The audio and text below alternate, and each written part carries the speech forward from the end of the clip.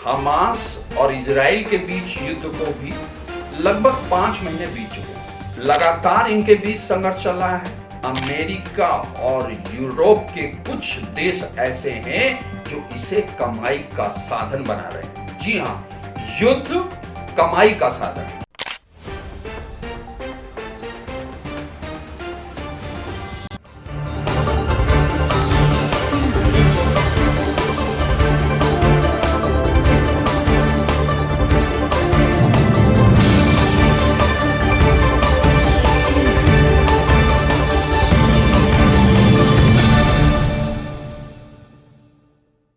नमस्कार। रूस और यूक्रेन के बीच युद्ध को 2 वर्ष बीत चुके हैं। हमास और इजराइल के बीच युद्ध को भी लगभग 5 महीने बीत चुके हैं।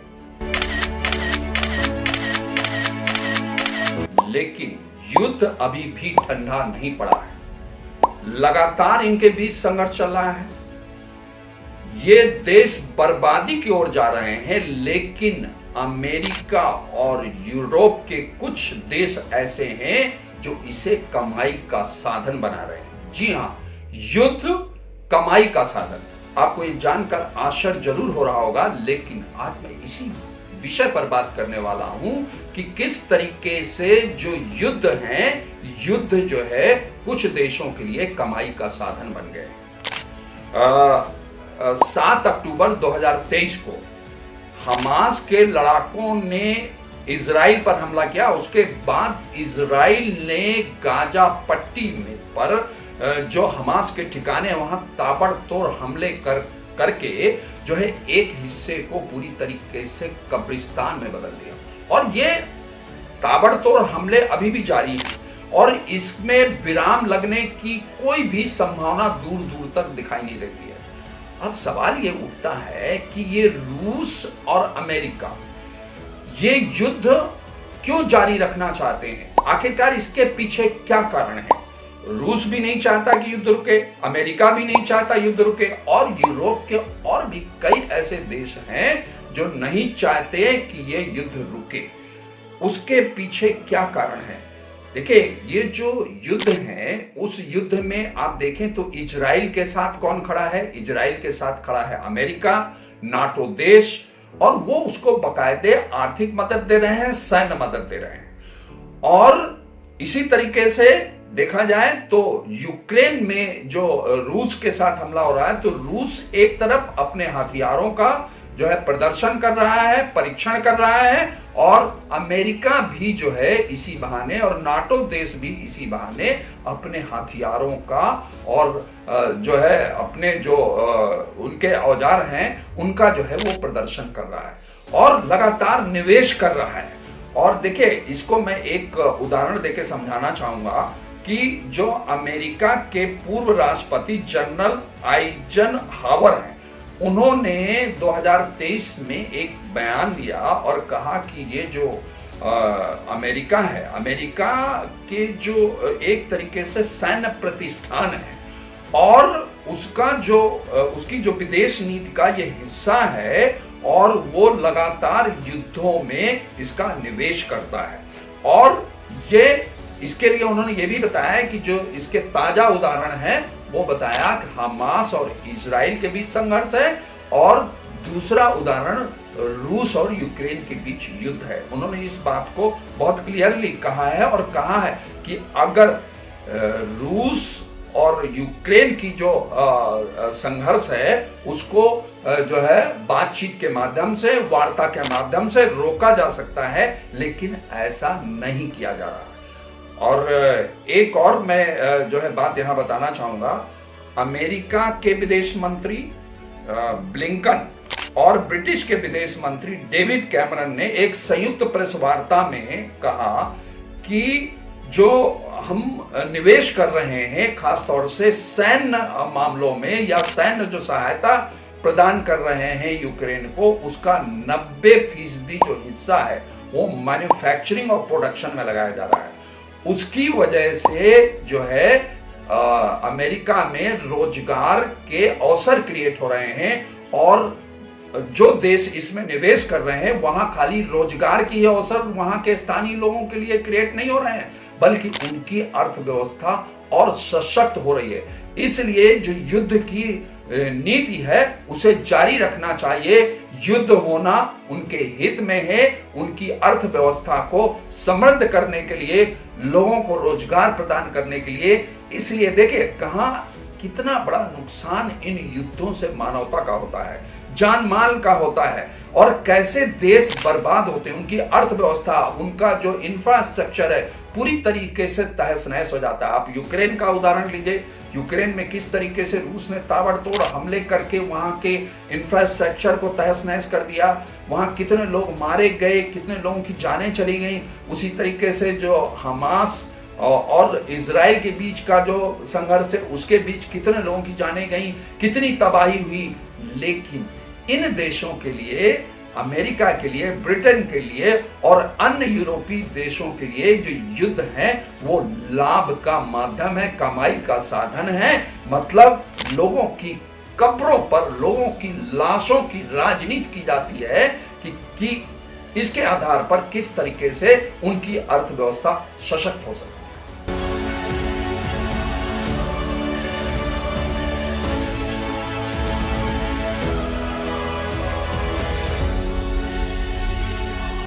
तो इजराइल और हमास युद्ध में यदि देखा जाए तो इजराइल के साथ कौन खड़ा है? इजराइल के साथ अमेरिका और यूरोपीय संघ खड़ा है और नाटो देश खड़े हैं। दूसरी ओर जो हमास है, हमास के साथ अरब कंट्रीज खड़े हैं और कई ऐसे आतंकी संगठन है अरब कंट्रीज में जो हमास के साथ है और इजराइल पर लगातार हमला कर रहे हैं। अब इसका पूरा जो है लाभ उठाया है अमेरिका और यूरोपीय संघ ने। उसने इस देखिए अमेरिका के बारे में यदि बात करें तो अमेरिका के विदेश नीति के दो महत्वपूर्ण हिस्से हैं। एक है हथियारों का हस्तांतरण और दूसरा है रक्षा व्यापार। तो ये दो महत्वपूर्ण हिस्से हैं, महत्वपूर्ण अंग हैं जिसके माध्यम से वो अपनी विदेश नीति को लागू करता है। तो उसी के तहत उसने इसका पूरा फायदा उठाया और जो अपने हथियारों की बिक्री है वो 2022 की तुलना में 2023 में बहुत अधिक बढ़ा दी और 80 अरब डॉलर से अधिक का उसने जो है सैन्य सामग्री की उसने बिक्री की, जो ये पिछले साल की तुलना में 56% अधिक है। और जो वहां के यूक्रेन के विदेश मंत्री हैं उनका कहना है कि साहब एक दिन के युद्ध में 13.6 करोड़ डॉलर का खर्च आता है। ऐसी स्थिति में उनको अधिक से अधिक सैन्य मदद की और आर्थिक मदद की आवश्यकता है और इस गैप को जो है भरा है अमेरिका और यूरोपियन संघ है उसने भरा है। तो जब से युद्ध शुरू हुआ उसके बाद से अमेरिका ने यूक्रेन को 113 अरब डॉलर का जो है सहयोग किया है और इसी तरीके से जो यूरोपीय संघ है उसने 91 अरब डॉलर की मदद जो है प्रदान की है यूक्रेन को। अब जब ये सैन्य मदद जो है आते देख करके जो रूस है वो और बौखला जाता है। रूस कहीं भी अपने आप को अंतरराष्ट्रीय स्तर पर बात करें जो है सैन्य क्षमता की बात करें तो वो कहीं भी अपने आप को कम नहीं आंकता है। ऐसी स्थिति में उसने जो अपने हमले हैं यूक्रेन पे और तेज कर दिए। लेकिन आश्चर्य की बात यह है कि जो रूस है रूस को उससे कोई कहना चाहिए कि बहुत बड़ी सफलता अब तक नहीं मिली है।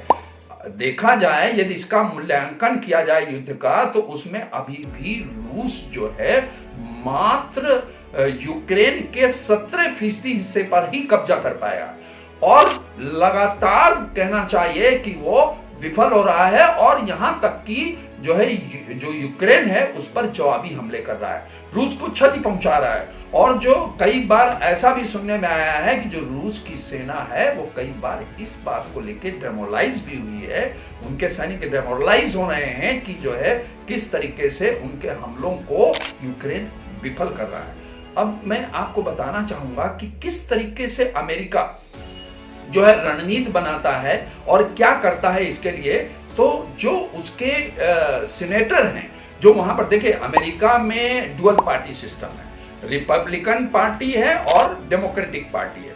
तो डेमोक्रेटिक और रिपब्लिकन पार्टी के जो पॉलिटिशियंस हैं, सीनेटर्स हैं, वो उनके साथ भी जो है ये वार्ता होती है और उनको इस बात के लिए तैयार किया जाता है कि युद्ध जो है अमेरिका के हित में है और युद्ध चलने चाहिए।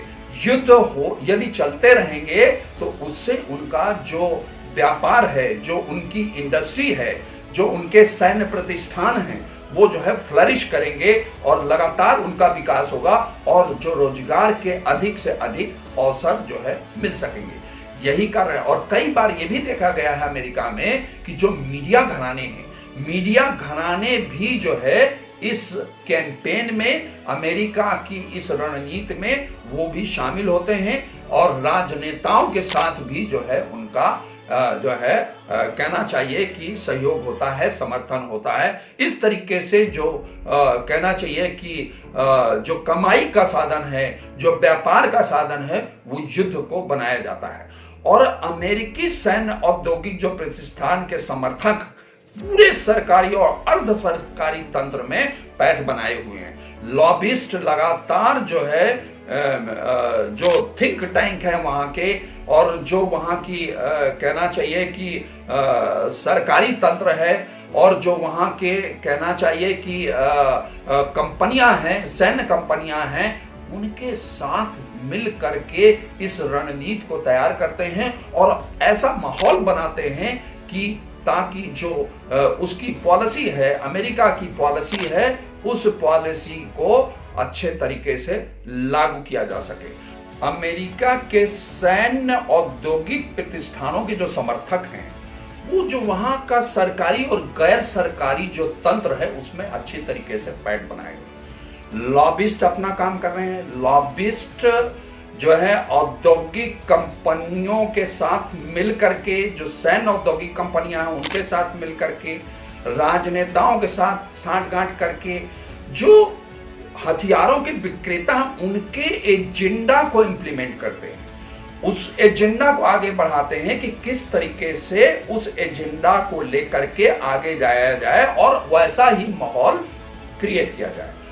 अब अमेरिका तो चाहता ही है कि जो रूस है, रूस की जो सैन्य प्रतिष्ठा है उसको कम किया जाए, उसका जो अंतरराष्ट्रीय स्तर पर सैन्य व्यापार था उसको कम किया जा सके। क्योंकि यदि उसकी जो सैन्य प्रतिष्ठा, देखिए ये जो रूस और यूक्रेन का युद्ध है, जिस तरीके से रूस लगातार, कहना चाहिए, ये तो नहीं कहूंगा कि पूरी तरह विफल रहा है, लेकिन हाँ, जिस तरीके से उसकी जो सफलता है वो चरम पर नहीं पहुंची, या कहना चाहिए कि मात्र 17% हिस्से पर ही छोटा सा जो देश है यूक्रेन, उस पर अभी तक कब्जा कर पाया है।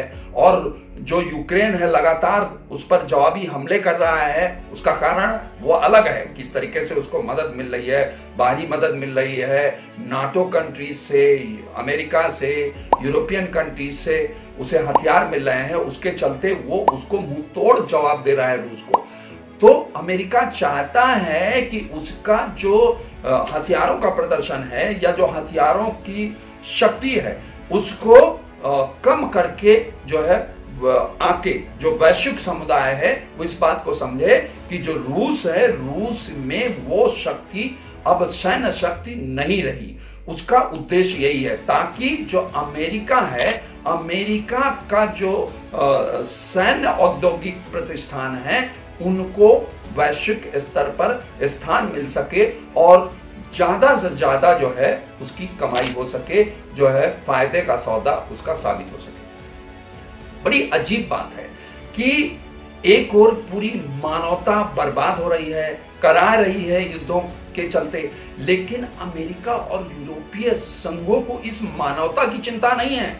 वो इस मानवता के कीमत पर अपने देश के सैन्य व्यापार को बढ़ावा देना चाहता है और लोगों को रोजगार देना चाहता है और अपनी अर्थव्यवस्था को सशक्त बनाना चाहता है। यह है अमेरिका की रणनीति। आज के लिए बस इतना ही, फिर मिलते हैं एक नए मुद्दे के साथ।